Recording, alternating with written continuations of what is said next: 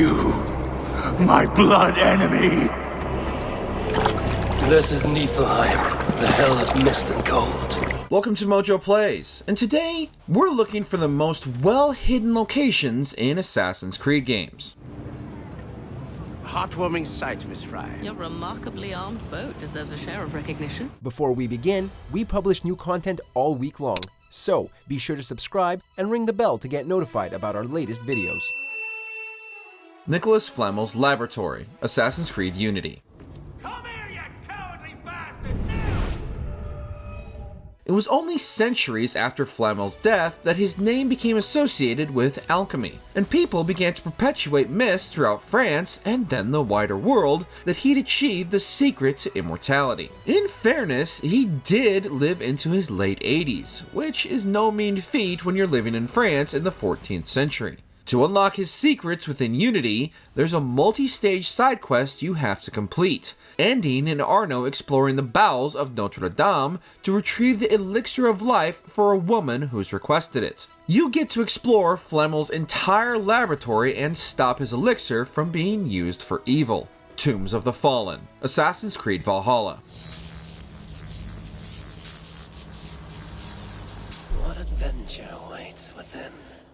These optional tombs were added to Valhalla in a free update long after launch, so it's understandable that you may not have gone back to find them. As well as that, they're a rare case of an area in a Ubisoft game that isn't marked on your map. The first one appears as a quest, but that's not the case for the others. They can be found by flying around as the Raven and seeing the glowing blue circles on the terrain. Once you find them, you then have to solve them, and they're large puzzle dungeons that reward you with some lore about historical figures who resisted the Roman invasion of Britain. Who disturbs my centuries-long slumber? I well deserve this rest. Leila's Research Station, Assassin's Creed Origins. There's some interference on the line. Didn't catch that last bit. A lot of Origins players tried to spend as little time as possible with the new modern-day protagonist, Leila Hassan, which means they may not have explored her research station in great detail. There are some mandatory missions here, but if you didn't look too closely, you may not have realized you can find the cave during Bayek's travels in Siwa. You can explore Hotep Cavern as Bayek, and inside you'll find a riddle, and Bayek says something about how he feels like he'll return there one day. He of course will, because it will be his final resting place.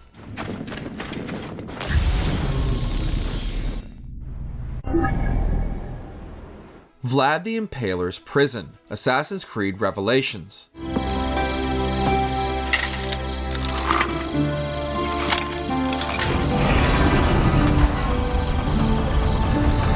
Added in one of Revelations' DLCs, The Lost Archive, there's a small side mission where Ezio explores an infamous prison containing Vlad the Impaler's final resting place. It's also where you can loot his sword, a unique item. Vlad died fighting the Ottomans in the 15th century in his native Romania, but his grave has never been found. Nobody knows what happened to his body, and attempts to find his tomb in various mythical locations have ended in failure. Ezio, though, seems to know exactly where his body was. If only he'd written it down somewhere. If you never bought the Revelations DLC, you never would have seen this eerie location.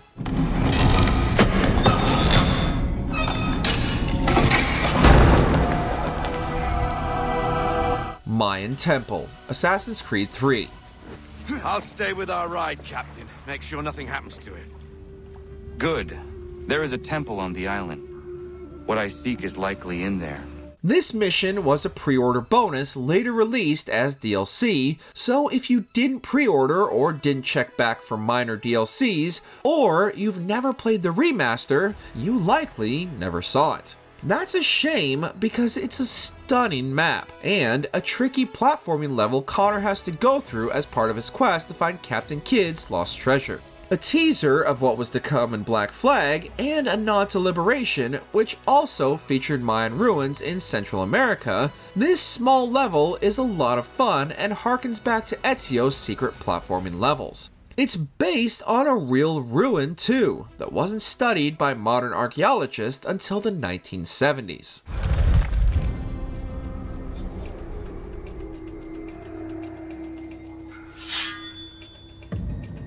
The Sword in the Stone, Assassin's Creed Odyssey. While the real Sword in the Stone would appear underneath Stonehenge in Valhalla, Assassin's Creed Odyssey also had an Arthurian Easter egg. Found at the top of Mount Taygetos, the sword is actually a solution to one of the game's riddles. But if you're not collecting or solving the riddles, you could certainly stumble across it by accident while exploring. But was it just a fun nod to the legend of King Arthur and how he pulled the sword from the stone to become king, or was it an obscure hint about what the next game in the series would be?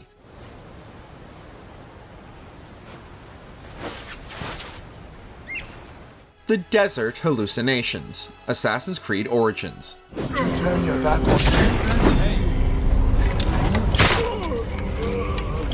You probably encountered a handful of these by chance while roaming Egypt's vast deserts, but did you know there are over a dozen? Did you also know that before the hallucination itself, Bayek will see a vision of Kimu drawing a scene from Bayek's near future or recent past in the sand?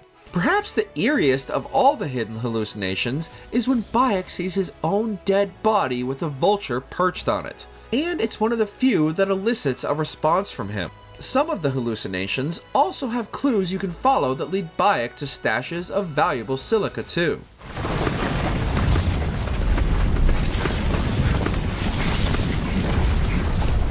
World War I, Assassin's Creed Syndicate.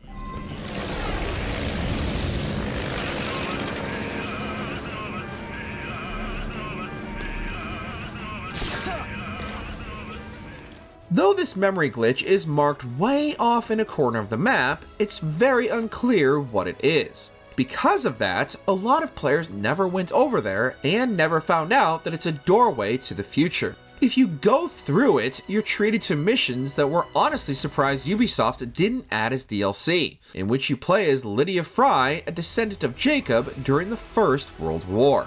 In an area roughly equivalent to modern-day Tower Hamlets, Lydia tracks Templar spies through a small map full of new landmarks. Much like the Helix glitches in Unity that let us climb the Eiffel Tower, this one was definitely just an excuse to get Tower Bridge in the game. But it was a lot of fun, so who cares? Stop right there! That's not very polite. Even in these trying times, we must never forget the laws of common courtesy. Arms down. Fort de Sable, Assassin's Creed Rogue.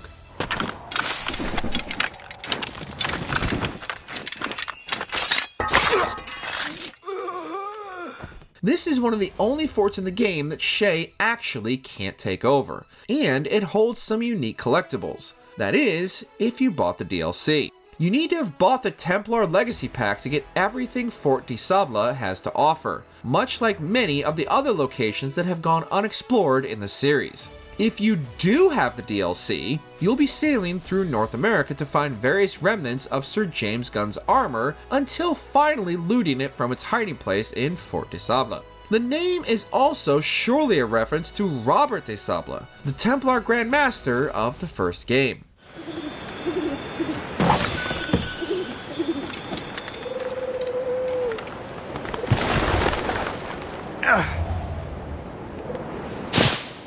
The Grand Vault, Assassin's Creed Valhalla. I do not understand.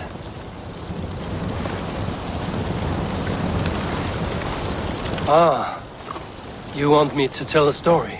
Upon landing in Vinland to pursue another assassination target, you were probably wondering whether this area was the same area as the frontier in Assassin's Creed 3. And the answer is yes, it is the same place, and has a few Easter eggs for avid fans of the series. After retrieving the Apple of Eden, which is the very same apple that Connor will later use, you can find the Grand Vault entrance. This ominous doorway is the one Haytham Kenway spent his entire life trying to open, and you can hear a voice line from Juno when you're in there. Eivor knows the door isn't meant to be opened by them, so they leave it alone. It would then remain unopened until Desmond arrives to avert the 2012 catastrophe. Take it and guard it. It may be that one day you will know its purpose. Thank you. Let us know in the comments which secret locations even we didn't find.